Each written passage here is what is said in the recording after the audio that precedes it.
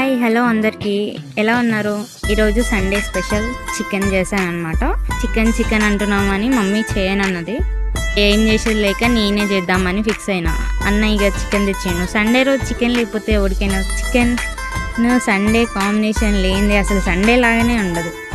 So ఎలాగో relatives వస్తున్నారులే అనేసి ఇక కొత్తగా ట్రై చేద్దాం, కొంచెం ఇంప్రెస్ చేయాలనేసి సో కొత్తగా చికెన్ కుక్ చేయడానికి ట్రై చేస్తున్నాను అనమాట. ఫస్టే మసాలాస్ అన్నీ బాగా కుక్ అయ్యేలాగా చాలాసేపు కుక్ చేశాను అనమాట. తర్వాత మసాలాస్ అన్నీ పట్టించిన చికెన్ని ఆ మసాలా గ్రేవీలో వేసి బాయిల్ చేస్తున్నాను అనమాట.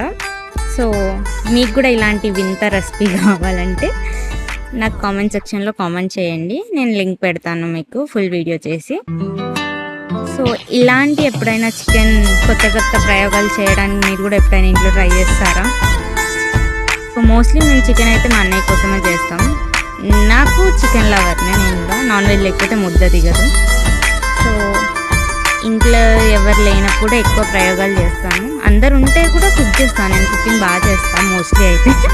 కొన్ని టైమ్స్ కుదురుతుంది, కొన్ని టైమ్స్ ఆల్మోస్ట్ బెడ్స్ కొడుతుంది. కానీ నాకు కుకింగ్ చేయడం చాలా ఇష్టం కాబట్టి ఎలా వచ్చినా మా అన్నయ్య బాగా తింటాడు, నాది బాగాలేదనకుండా. సో అలా మన కోసం అంటూ ఏం చేసినా మంచిగా తినే వాళ్ళు ఉంటే ఎలా అయినా వండి పెట్టబుద్ధి అవుద్ది. సో అలా రోజు చికెన్ స్టార్ట్ చేశాను. లాస్ట్కి కొత్తిమీర లేదు అంటే మళ్ళీ వర్షంలో పంపించి తీసుకొచ్చాడు. సో అలా చేతిని లైట్గా అలా గార్నిష్ చేసేసాను కొత్తిమీరతోని. సో ఫైనలీ అలా నా చికెన్ ఆఫ్టర్నూన్ 2 o'clock వరకు కంప్లీట్ అయింది.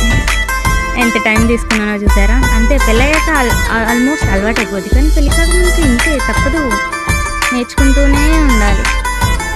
సో ఇది నా చికెన్ స్టోరీ ఆన్ సండే. చూడండి ఎంత ఎమ్మీగా ఉందో. చికెన్తో పాటు చాలా ఐటమ్స్ చేసామన్నమాట. సో రిలేటివ్స్ కోసం. సరే బాయ్ బాయ్.